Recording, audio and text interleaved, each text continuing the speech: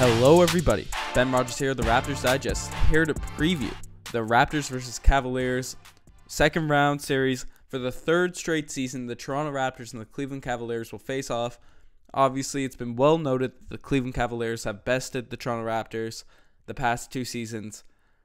2 years ago being better than the last. Obviously, the Raptors not healthy last season, but Cleveland obviously dominant in those two series. It didn't look like the Raptors had a shot, even though in 2016, Daddy Bismack Biyombo almost gave us a glimmer of hope. And obviously with DeMar and Lowry stepping up in a couple of those games.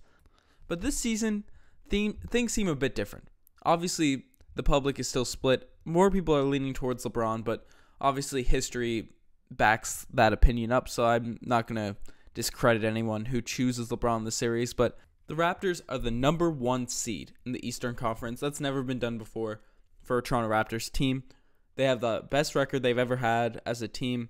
Their supporting cast, obviously DeMar and Lowry, are still playing at an extremely high level.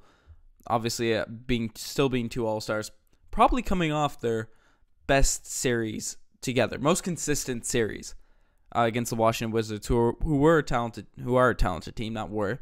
John Wall and Bradley Beal and Otto Porter. That's a tough first round series, and unarguably, they're coming in this series against LeBron with the most depth they've ever had. Guys, we've raved about the bench mob. Fred VanVleet is back now. DeLon Ray playing at a higher level than ever. And OG Anunoby starting at the small forward position, which is a huge change of people, change of roster. So this isn't the same Toronto Raptors team that's played the past couple of years. So we have a lot to get into. But the first thing is looking at the stars of the series. I think that's the thing that you look at when you are judging any series, previewing any series. You got to look at the team's best players. And obviously, the Cleveland Cavaliers have the best player in the series. They have the best player in any series they'd play against any team on the planet. The Cavs have LeBron James. He averaged 34.4 points per game, 10 rebounds, 7 assists, 1.4 steals, 1 block, leading the Cavaliers in every statistical category. We don't have to talk about LeBron James' greatness. If you don't know who LeBron James is, he's the best player on the planet, and he'll be the best player in this series.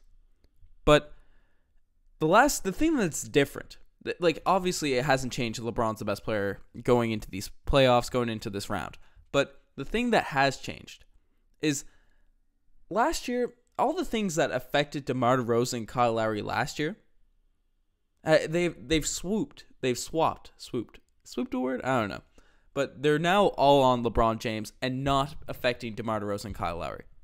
Because every time that we played LeBron in the past, we're coming off 7-game series. We're coming out or 6 or 7 game series while LeBron has been resting. Now, after Game 7, we mentioned it on our Game 7 reaction to the Indiana Pacers Cavs video, but LeBron James was dead tired. He said he needed to go home. He couldn't even do the press conference. Well, he did do a press conference, but he just wanted to leave. He wanted out. He was absolutely exhausted. He was doing everything for the team. But Kyle Lowry, DeMar DeRozan, they played about 36 minutes a game, each of them, 36.3, 36.2 for DeMar and Lowry. Two of them, their minutes have been managed perfectly all season. LeBron James has played every game in the regular season. What are we always talking about? The problem with Kyle Lowry coming in the playoffs. He's always hurt. He's always injured. It's not his shooting and all that. That's the main issue. It's that he's always hurt, and that just affects the rest of his game. And obviously that leads to poor shooting. So now the Raptors come into the series against LeBron James. They're rested. The second point is the Raptors have home court advantage. Never had that in a LeBron James series in the past. Why is this so important? Because when the Raptors played the Cavaliers three times this season, once at home. The one time they played them at home, they beat them by 30. It was a murder. It was a stomp. It was romped around the building. Obviously, the Cavs roster has changed, but you can't discredit that from the Toronto Raptors. They beat LeBron James. And obviously his supporting cast haven't been doing anything in the playoffs, but we'll get into that later. So they beat LeBron James at home by 30 points. And George Hill and Rodney Hood will not change that. Then obviously down the stretch of the season, it's been well noted, and lost a lot of confidence from the mainstream media in the Toronto Raptors. We lost to the Cavaliers twice, both on the road, once on a back-to-back with the Boston Celtics. The other time the Cavs came back from 19 points at half. Both ridiculously close games.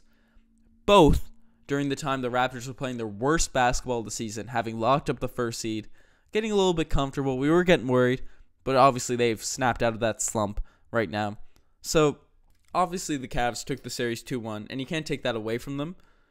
But looking at the circumstances of the games and how dominant the Raptors were at home, and we have 4 out of the 7 games at home, if we can take the first 2 games, go up 2-0, and then maybe steal one in Cleveland, I think that could be over for LeBron James and the Cavs. So it's going to be very interesting to see how Toronto takes advantage of the home courts, if they can, because I believe that will be a huge factor going into this series. You can also look at this Cavs supporting cast, and this is where I think everyone agrees, the Toronto Raptors have a substantial advantage over the Cleveland Cavaliers and the rest of their roster, as they have some solid names on their team. The Cleveland Cavaliers still have talented players. J.R. Smith, Kevin Love, George Hill, Rodney Hood, Kyle Korver. Names you know, Tristan Thompson. But Kevin Love led his supporting cast in points last series with 11.4 points per game. That's abysmal for a second option. Now, I don't think Kevin Love is bad by any means, but the man has both of his hands. He's got stuff going on. He's coming in injured. So I obviously think he will play better, but we aren't getting the 100% Kevin Love, and he still hasn't really been the 2010 guy in the playoffs. He's never really showed that, so he doesn't fear me as a second option like a Kyrie Irving did. The loss of Kyrie Irving has not been filled by Kevin Love or any of the supporting role players. And when you look back at those series that the Cavs trounced the Raptors in, Kyrie was equally as much of a factor. Obviously, he's not as good as LeBron James, but he was equally as much of a factor in beating the Raptors as LeBron. So it'll be interesting to see how the Raptors can really go at Cleveland, game plan for them without Kyrie, see if they can blitz them, do whatever they want. But not only has LeBron's supporting cast gotten worse, the Toronto Raptors has gotten substantially better. I've already mentioned it, but the first player I want to get into is OG Anunoby. This man fears no one. He's a rookie. He's going to make rookie mistakes. He has in the past.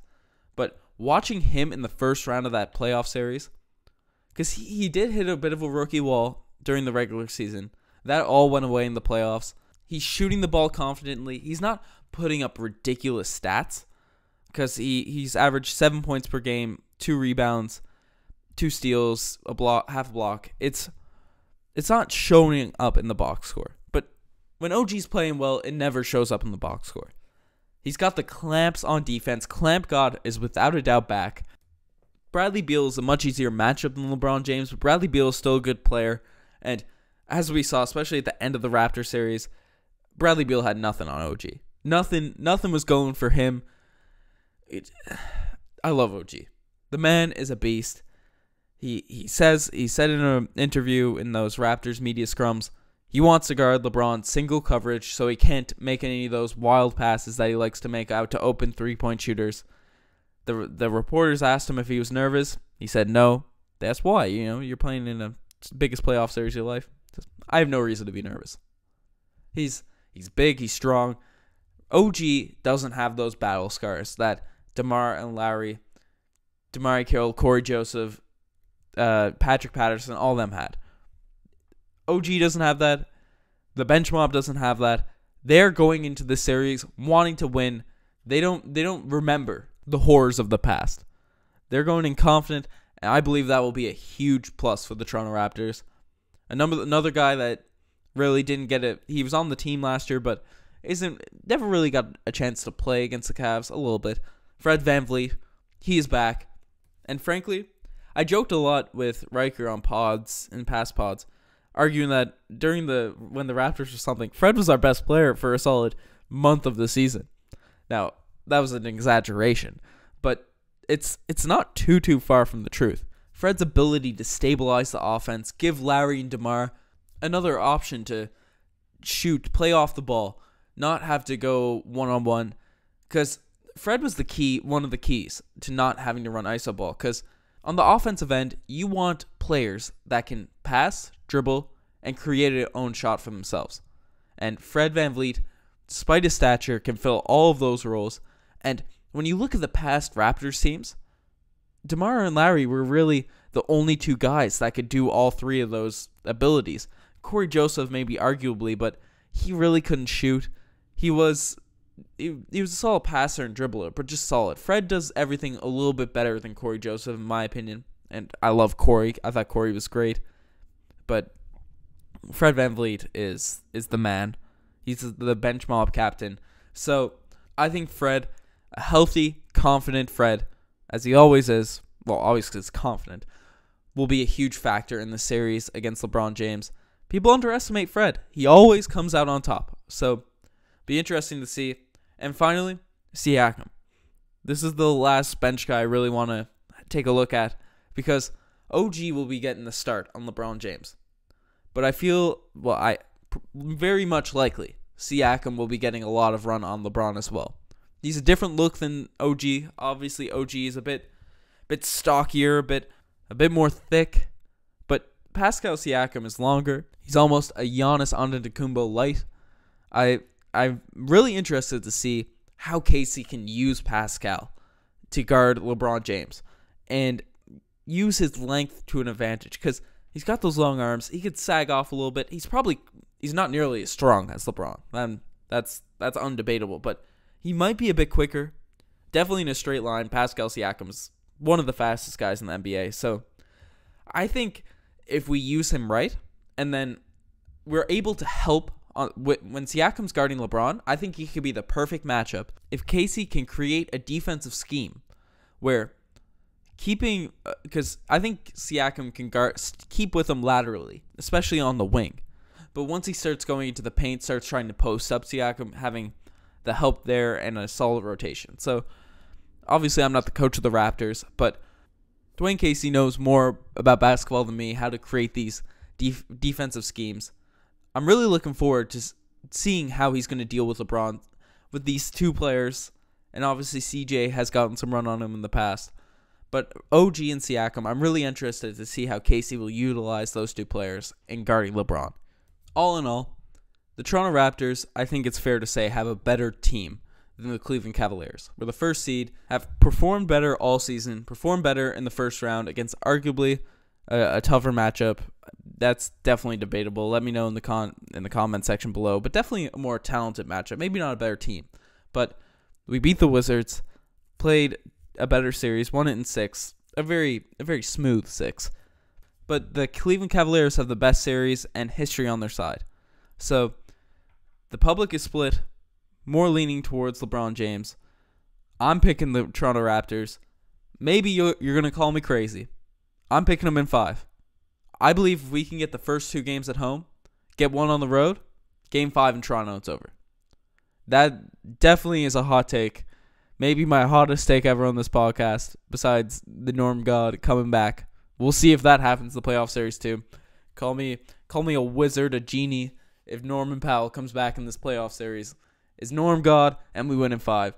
But obviously that's an optimistic side. I know Riker is a bit more hesitant to give the Toronto Raptors the edge. I still think he's going to pick the Raptors, but we'll get Riker's take on the series later tonight for the game reaction. But I'm really excited for this playoff series. I'm super excited. People are all over the place. It's the first time that this playoffs has been very exciting. It's the first time that probably since 2012, if I'm remembering correctly, the year Dallas won, that I remember first round, second round matchups being so unpredictable. And I've seen anywhere from the Cavaliers sweeping the Raptors to people picking the Raptors in 5, which I obviously just did. So people are split. So it's going to be a really fun series. No one really knows what's going to happen in this one. We'll all see. We'll have to watch to find out. But the last thing I want to say, which will make all Raptors fans happy, is the suffering, not actual suffering, but basketball mind suffering of Paul Pierce having to watch LeBron James versus the Raptors. His 2 most hated things. He loves to hate on LeBron. He loves to hate on the Raptors. Unfortunately, he picked LeBron which is a big thing. Everyone was confused why he was supporting LeBron James because Paul Pierce obviously is bitter and always his bitterness takes against LeBron. But his hatred for the Toronto Raptors showed through. He supported LeBron. So now the Raptors really have to go out there and get this W to prove Paul Pierce wrong. That'll be a great sight. The one time he picks LeBron, he loses to the Raptors. Be a good look. I don't know. Let us know what you guys think.